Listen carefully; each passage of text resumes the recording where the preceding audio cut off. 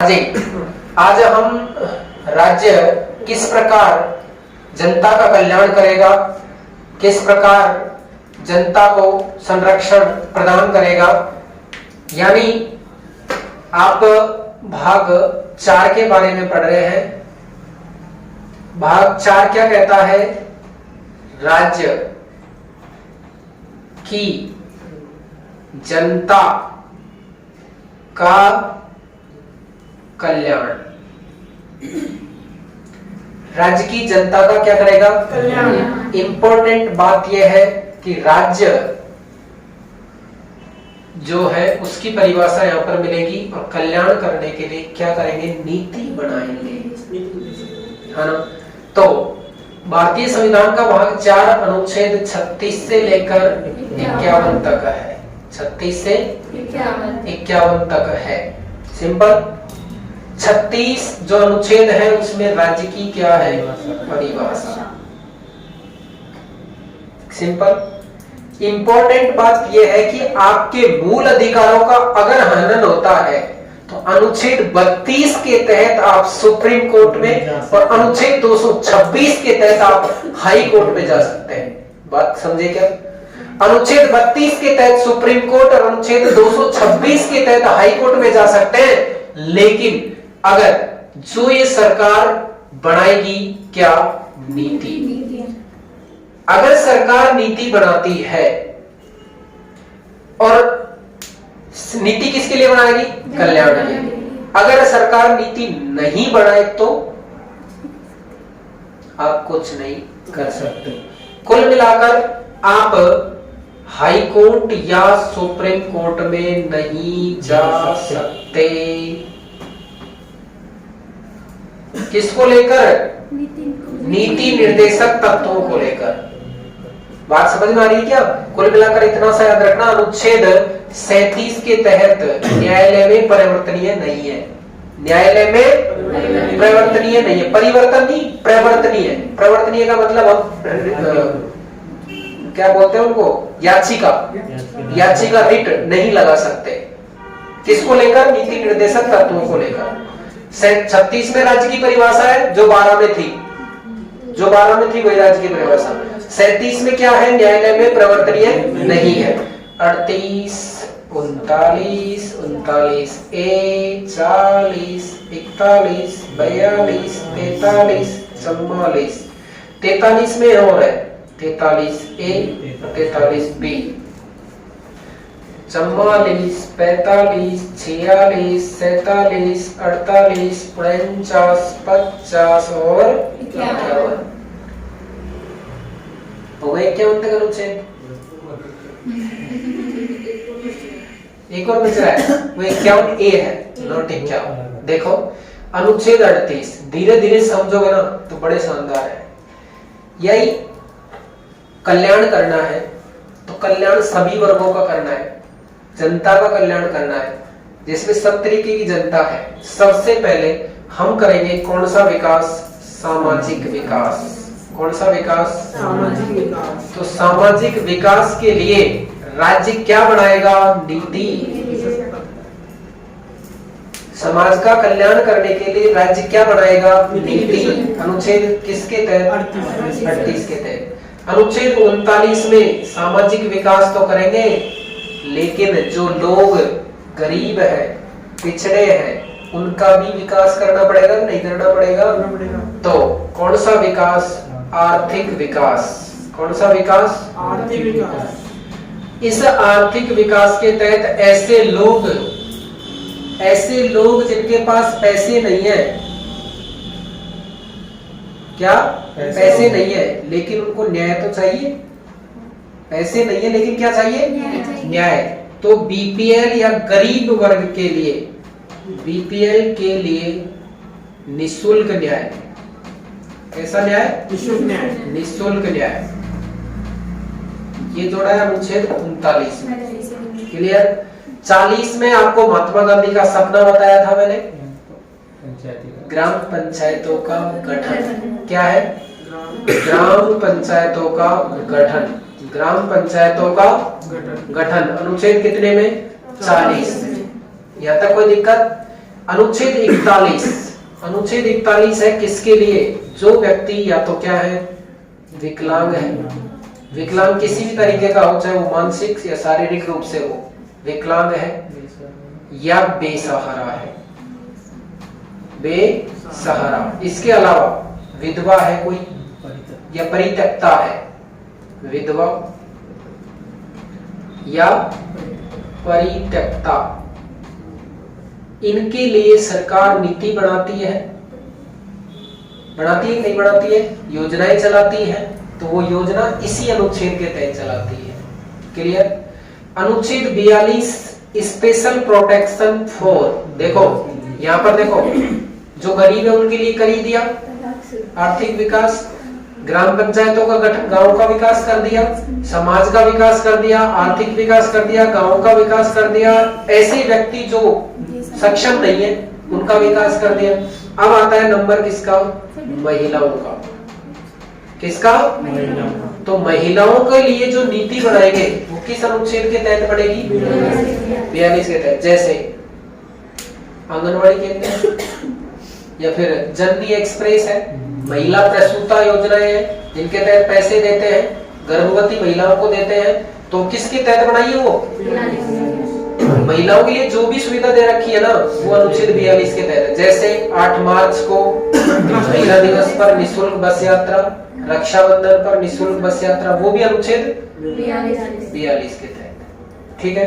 अब आता है अनुच्छेद 43। 43 किसके लिए है, कोई बताएगा? कर्मकारों के लिए, कर्मकारों के लिए। कर्मकार का मतलब है कर्मचारी वर्ग। किसके लिए? कर्मचारी वर्ग के लिए नीति बनाने का जो निर्देश है अनुच्छेद 43 के तहत है। क्लियर? अनुच्छेद 43A क्या कहता है? 43A कहता है सहकारी, सहकारी समिति, सॉरी 42 में है सहकारी समिति, सहकारी समिति, सहकारी समिति।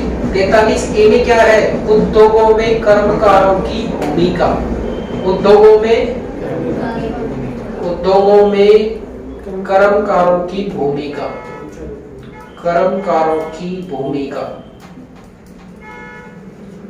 43 में कर्मकारों के लिए है, 43A में उद्योगों में कर्मकारों की भूमिका और 43B में सहकारी समितियों का गठन। सहकारी 44 सेम है या नहीं है? 4 सेम है, 4 समान है, इसलिए इसमें क्या है? समान नागरिक संहिता, समान नागरिक संहिता, यूनिवर्सल सिविल कोड, समान समान नागरिकता। अब सुनो, ये तो 46 है, 6 है, ये 5 है, 6 है जो 5 जो है 6 से कम नहीं है कि एक 5 जो है वो 6 से कम है, तो इसमें लिखेंगे अपन 6 से कम, 6 से कम आयु वर्ग के बालकों के लिए, 6 से कम आयु के बालकों के लिए क्या? शिक्षा,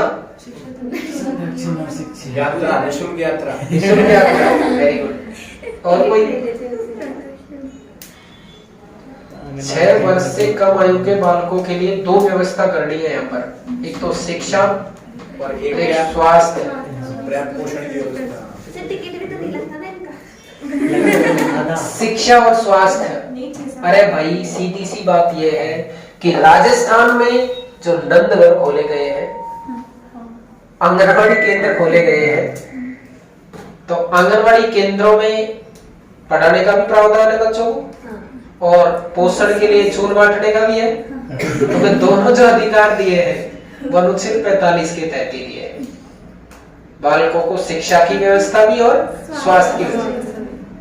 पूर्व प्राथमिक शिक्षा क्या जुड़ेगा इसमें? पूर्व प्राथमिक शिक्षा और पोषण का अधिकार, पूर्व प्राथमिक शिक्षा और पोषण का अधिकार अनुच्छेद 45 में। 46 सब हो गया भाई। अब तो जनजातियां बच रही हैं, तो एसटी और एससी के विकास के लिए जो नीतियां बनाई जाती है ना, जो योजनाएं चलाई जाती है, वो अनुच्छेद किसके तहत? ये बताओ मेरे को कि एक लड़की में, एक महिला में कम से कम कितना वजन होना चाहिए? 47 वेट कुड़ीता। 47 वेट होनी चाहिए, है ना? तो 47 वेट होने के लिए आपका स्वास्थ्य भी तो बढ़िया होना चाहिए, जब भी तो होगा 47। तो क्या लिखेंगे इसमें? स्वास्थ्य। अब इस स्वास्थ्य के तहत राजस्थान सरकार ने निःशुल्क जांच योजना, निःशुल्क दवा योजना, जितनी योजना चलाई है, चिरंजीवी स्वास्थ्य बीमा योजना, वो सारे अनुच्छेद 47 के तहत है। ये समझोगे थोड़े थोड़े जब पता लगेगा कि कैसे गवर्नमेंट चलाती है, क्यों चलाती है।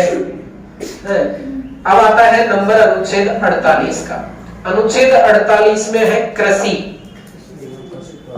एंड पशुपालन, कृषि और पशुपालन। लेकिन बाद में गवर्नमेंट को इसमें एक अनुच्छेद जोड़ना पड़ा, वो है अनुच्छेद 48A। अनुच्छेद 48A में क्या है? वन है और वन्य जीव, वन और वन्य जीवों का संरक्षण करने के लिए जो नीति बनाएगी गवर्नमेंट, वो सारी की सारी वन नीति बनाए, वन जीव संरक्षण नीति बनाए, बाघ रिजर्व, हाथी रिजर्व, जो भी बनाए वो सारी अनुच्छेद 48 के तहत आएगी। क्लियर? अनुच्छेद 49 आबादेनी देखिए आपने। तो आबादेनी जैसे बहुत सारी धरोहर है, ऐतिहासिक, हाँ, तो उनका क्या करना है अपन को? संरक्षण। ऐतिहासिक धरोहरों का संरक्षण, ऐतिहासिक धरोहरों का संरक्षण। अनुच्छेद कितने में? 49 में। अनुच्छेद 50 को 50 बोलते हैं। 50-50 यानी आधा आधा, 50-50 यानी आधा आधा, आधा आधा कर लो भाई। तो आधा आधा का मतलब क्या है? कार्यपालिका और न्यायपालिका का विभाजन।